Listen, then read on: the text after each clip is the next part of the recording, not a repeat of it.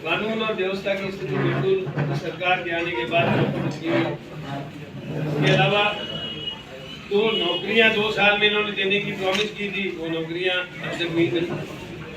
इसके अलावा आपने ये भी देखा होगा कि राज्य में महंगाई और बेरोजगारी दिन दूनी रात चौगुनी स्थिति से बढ़ रही है। महंगाई पर कोई नियंत्रण नहीं है। सरकार के द्वारा ये कहा गया था कि हम जो प्राकृतिक सोर्स है सौर ऊर्जा का, उसको खत्म कर रहे हैं, लुटा रहे हैं और इसके ऊपर राज्य के हितों की अनदेखी की जा रही है। बरसिंह सर पलाना थर्मल पावर प्रोजेक्ट जो हमारा एक बहुत ही ये कहना चाहिए आदर्श प्रोजेक्ट था, अब तक इसमें सीएडी वर्क्स के बारे में जो इन्होंने घोषणाएं की वो अभी तक पूरी नहीं की है। सीएडी वर्क्स जो है एकदम से ठप पड़े हुए हैं। हमारे यहाँ जो लिफ्ट इरिगेशन प्रोजेक्ट हम लोगों ने बनाए थे, कोलाय, पोखरण, फड़ोदी, बच्चू, इन लिफ्टों पे जो काम होने चाहिए वो काम बिल्कुल एक तरह से रुक से गए थे। कांग्रेस सरकार के बाद खत्म हो गए। संविधान में प्रावधान था हर 5 साल के बाद आवश्यक रूप से चुनाव होंगे, इसकी धज्जियां उड़ा दी। आज कोई चुनाव राजस्थान में इन्होंने 5 साल बाद नहीं करे और पंचायतों के, नगर पालिकाओं के जनप्रतिनिधि निष्क्रिय है।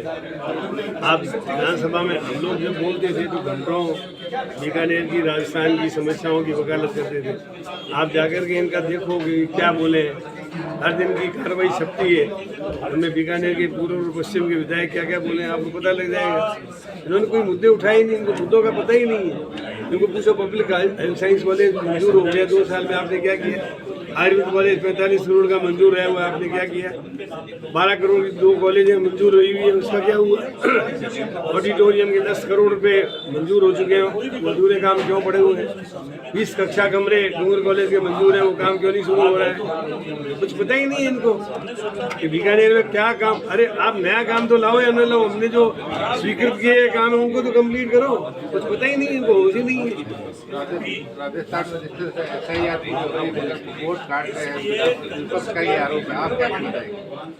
देखिए SIR में बिहार में 65 लाख वोट कटे और यहाँ पर भी लगभग 30 लाख वोट कटने की बात आई है।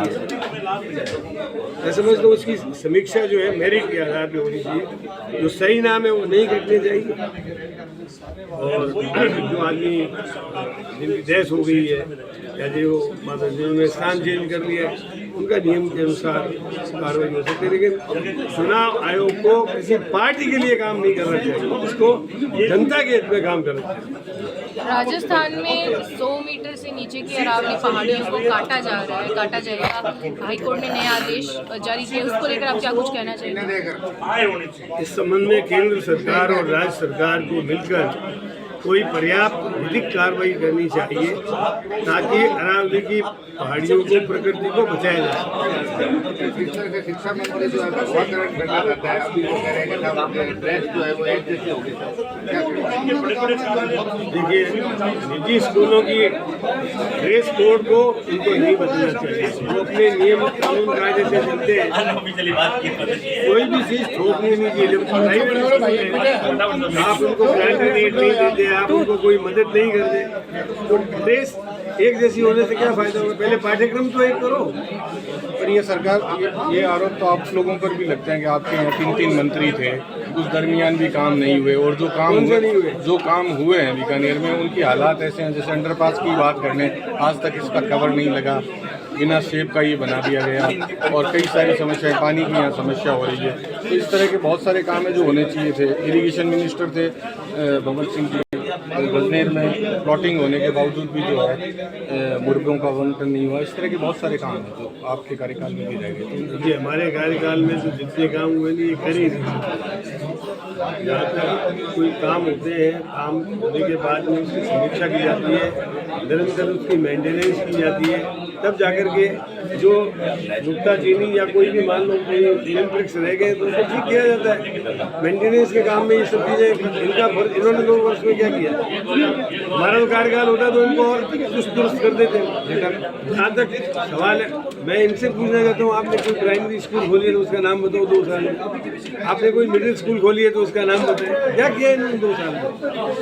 उन्होंने कोई नया काम नहीं किया, बल्कि जो हमारे स्वीकृत काम है उनकी भी आगे नहीं बढ़ा सके। वो कह रहे हैं 2 साल में विवेकानंद जी ने कहा है कि ये जो रेलवे फाटक की समस्या है इतने वर्षों तक मंत्री रहने के बाद आपने नहीं की, उसको हम पूरा करेंगे। देखिए, मैंने रानी बाजार में पुल बनाया, चौखुंडी में बनाया, आपकी IGNP का जो ऑफिस और लालगढ़ इसके बीच का मंजूर करवाया, पवनपुरी में बनवाया, इधर आपकी मुगल रोड पे बनाया। इसके लिए भी 35 करोड़ रुपये मैंने ही मंजूर कराए थे।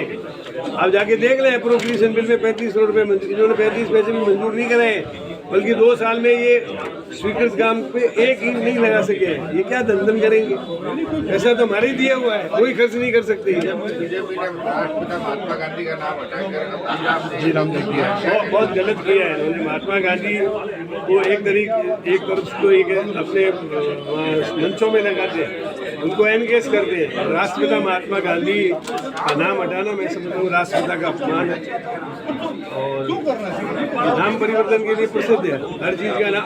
देखा होगा पहले राजीव गांधी जो कंप्यूटर केंद्र थे उनका नाम अटल सेवा कंप्यूटर केंद्र बना दिया था, फिर सुप्रीम कोर्ट ने उसको कहा नहीं, पहले वाला नाम रहे। ऐसे ये नाम परिवर्तन के चैंपियन हर योजनाओं का नाम बदलेंगे, नई योजना नहीं बनाएंगे।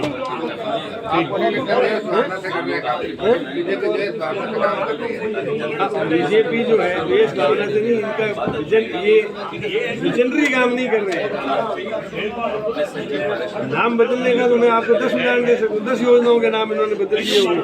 उससे मिला क्या लोगों को? जिनको सबसे पहले बेरोजगारी, महंगाई को कम करना चाहिए, रोजगार के साधन उपलब्ध कराने चाहिए, नए प्रोजेक्ट लाने चाहिए। और तो और एक बात और बताता हूँ आपको, राजस्थानी भाषा जिसके लिए संविधान की अनुसूची में जोड़ने के लिए हमने सर्वसम्मति से प्रस्ताव पारित किया हुआ है, उसको भी आज तक ये कर नहीं सके। राजस्थानी भाषा को मान्यता देने का काम, मैं समझता हूँ कि काम करने में केंद्रीय सरकार और राज्य सरकार दोनों विफल रही है।